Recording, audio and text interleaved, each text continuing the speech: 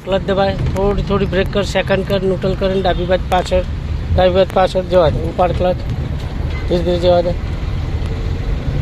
ધીરે ધીમે ધીમે સ્પીડ, ધીમે ધીમે એટલે બહુ વધારે નહીં દેવાની સ્પીડ. હવે ક્લચ દબાઈને ત્રીજો કર, 20 ઉપર જાય ને ક્લચ દબાય આખો, ત્રીજો કર, ન્યુટ્રલ કરીને છોડ દે, અરે જવા દે, ઉપાડ ક્લચ, જવા દે, ધીરે સ્લો સ્લો. ત્રીજો ગિયર તું આખો આમ રાઈટ દબાઈને 5મો કરીને પછી આમ ધક્કો મારે એટલે અવાજ આવે છે. મેં તને જે બતાવી સિસ્ટમ એ પ્રમાણે કર.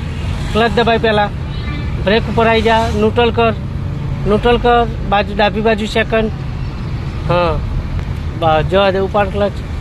હવે હું ત્રીજો કરાવું ને તું જોજે કેવી રીતે કરાવું છે, સિસ્ટમ એ પ્રમાણે જ રહેવી જોઈએ. જવા દે, સ્લો,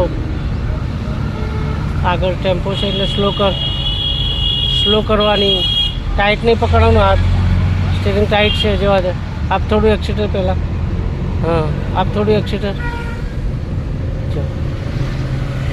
જવા દે, ધીમે ધીમે જવા દે, બસ માપની, સ્લો, જવા દે, સ્લો, શું છે, જવા દે, સ્લો, સ્લો સ્લો,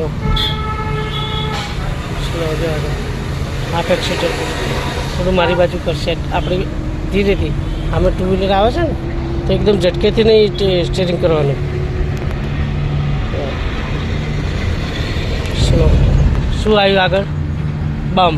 હવે તો શું કરવાનું, થોડું બ્રેક કર અને ગિયર બદલ, બીજો ન્યુટ્રલ કરીને ડાબી બાજુ પાછળ, બસ જવા દે, જવા દે.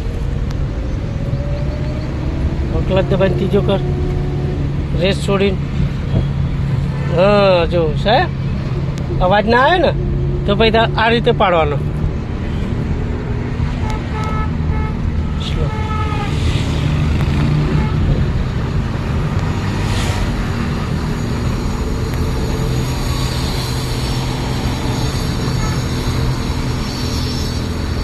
ક્લચ દબાઈને ચોથો કર, સીધે પાછળ, બસ જવા દે, આપ એક્સિટર,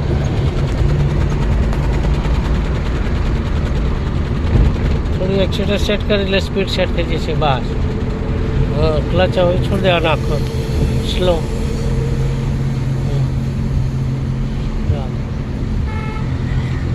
જવા દે,